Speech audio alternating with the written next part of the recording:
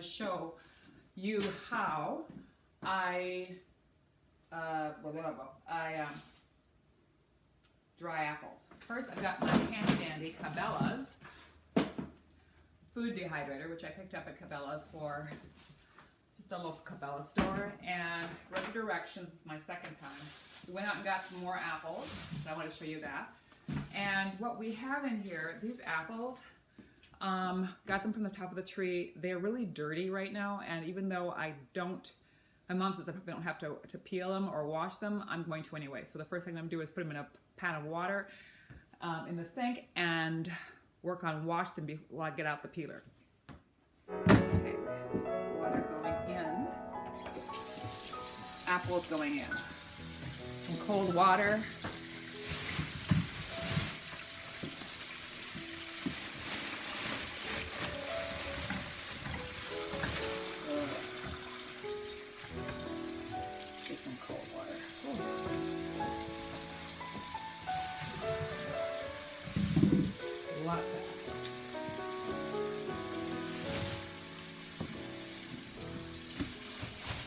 Obviously these apples came off a tree because there's still leaves and things attached to them, but some of them fell on the ground. But I figured if I get them peeled and taken care of before, within the next 20 minutes, if they bruise at all, they won't develop too many bruises.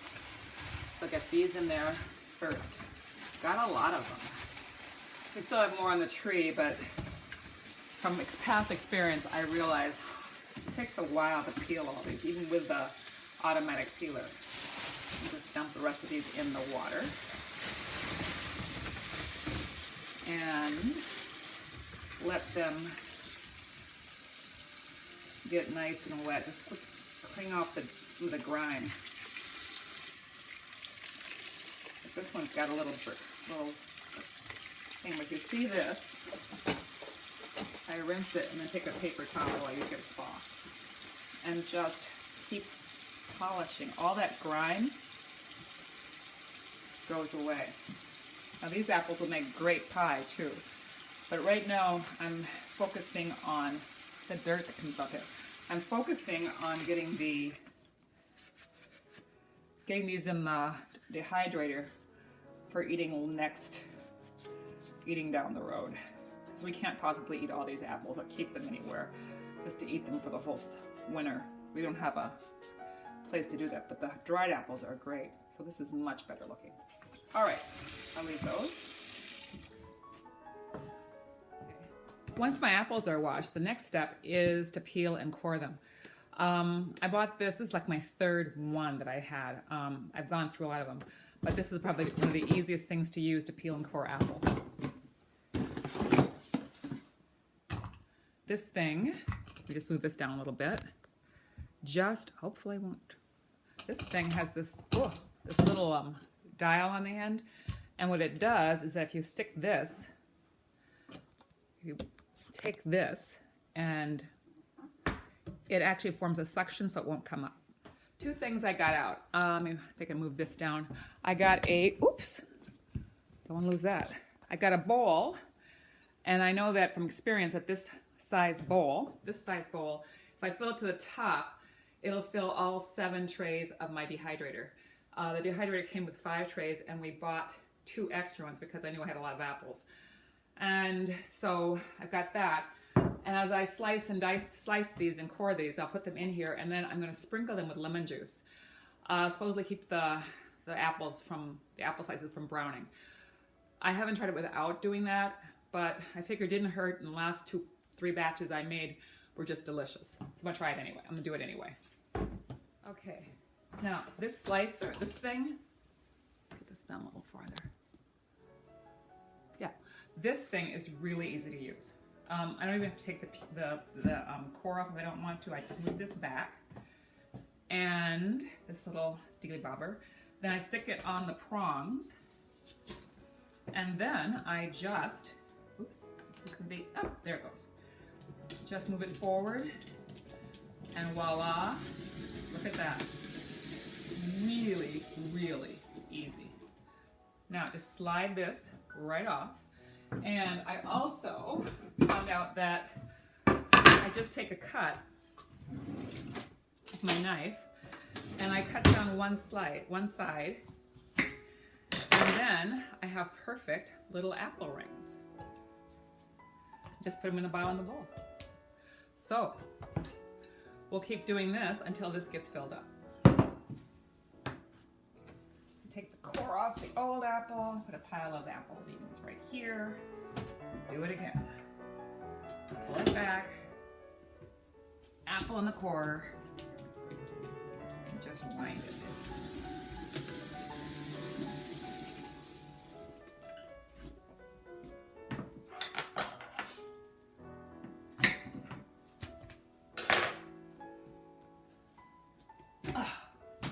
Oh, there are the piece. I'll have to clean that up later. Pile. Okay. While I'm doing this, these apples are so good. I eat a few. I have to remember, I want to get them all in the dehydrator because we could actually eat 7 trays of apple slices in one sitting between my family and I. It doesn't take long. I can see why dried food has so many more calories than fresh because it doesn't take up a whole lot of room. Even the peels are good. When my husband said, why don't you do something with these peels? Like I could just eat them or make jelly out of them, but if I had chickens or something like that, maybe I'd give them the chickens, but I don't, and I have no idea what else to do with them besides just toss them in a compost. From previous experience, this bowl should be enough to fill up my my dehydrator. Why do I bother? My daughter, well, let's see. We don't spray our apples. We don't put any chemicals in our apples. We just grow in the backyard. I do put a bug catcher in the spraying on, which is just basically a plastic bottle and a solution that attracts flies and things and goes in there. And rather than having them lay their eggs on the apples, they just get caught in the trap. And this is the first year we've had, I've never done that before because a friend of mine told me about this spring. This is the first year I haven't seen a worm in the apples. What we do have in the apples that occasionally is that birds peck on the outside of them. But I also heard that birds won't peck on fruit that's been sprayed. that's been sprayed because it's poisonous. My dog eats the fruit out in the backyard. He won't touch an apple that we buy at the grocery store. My daughter, she won't eat apples that we buy at the grocery store. I hadn't eaten them because she said they make her lips itch. These don't make her lips itch. I've gotten kind of protective about what I eat lately. And which is the reason why I'm spending the time making dried apple slices, because I don't want any more chemicals. There's enough that I can avoid, but this is worth the time. Okay, we bought this dehydrator. I've never had one before at Cabela's, which is our local, I don't know, whatever store. It's a camping and stuff store. It's in our local store. But anyway, we bought this and bought the extra trays, and it's really simple. Even after reading all the directions, it was really simple. So this came with 5 trays, but we bought 2 extra trays just knowing how many apples I need to use. So this is what the tray looks like. So I fill this tray with apples, being careful not to cover up the holes, and I try to make sure that the apples are not touching each other. There's a bottom on this thing that it goes with the first one, and then I put the other parts together. So as I'm filling the trays, I'll put them on the bottom, the last one, which will hold the rest of the apples.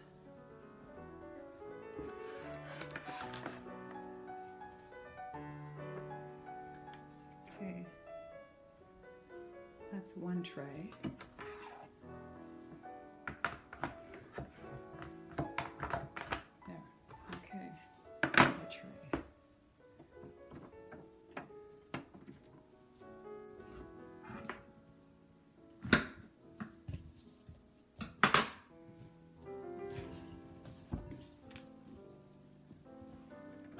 Well, I got all the way to the last tray and then discovered that I didn't have enough apples for the final tray. So I had to wash some more apples and cut and core some so I could have that last tray filled up.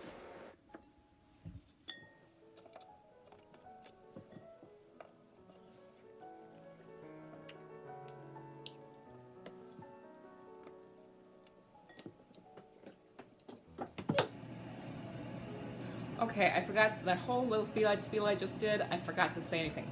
All right, so right now I have the temperature set at 135 degrees.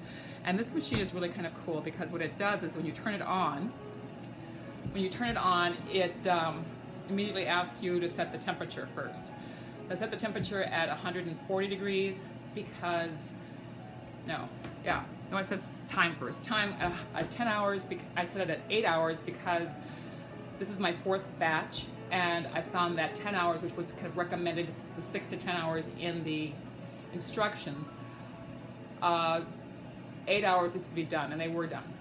And the next time, but I also set the temperature at 140 degrees. The temperature and the time is really up to the moisture content in the apples and also the temperature in the room. So you have to play around with that. So the last 3 batches, basically I did 8 hours at 140 degrees probably for the first few hours, and then kind of checked, and maybe around the last couple of hours I put it to 135. But it worked. So even if this thing turns off, even if I don't, because it's about almost 3 o'clock right now, or actually it's a little after 3, if I let it go for the full 8 hours, which I will, it'll be 11 o'clock to check it. I don't need to check it at 11 o'clock. I can just let it turn off by itself and then check it tomorrow morning if I'm not awake at 11. But the last few were really good. While those are cooking, I'm going to just show you what I did, the last batch I did. These I keep in the freezer, not because dried apples necessarily need to be kept in the freezer, but because I wasn't too sure how well I did it. So they were great, and I want to make sure they lasted, and I can only take so much air out of this, so I thought, used in the freezer, I know that they'll be okay. They're great, I can thaw them out. My daughter really likes these, and they'll keep really well, but this bag really constitutes 7 trays of dried apples, of apples, which doesn't seem to be a whole lot, which means like there's 30 apples in here, in one little bag. But they were delicious, and it's worth doing again. This is my 4th time. I'll probably do one more batch, or maybe not, but I've got a set of apples over there in the sink that will make marvelous pie. Oh, if you like this channel and see more videos, like, share, and subscribe. Blooming and Rogers. Okay, I got sleepy last night, so I went to bed about 8:30, 9 o'clock, and sure enough, it dropped off by itself. It should be done, so I'm gonna taste it and see what it looks like. And I opened up the top. Ooh, those look pretty done. Let's see. Ooh, they are really dry. Perfect. If you like my channel, like, share, subscribe. Blooming and Rogers. More of these to come.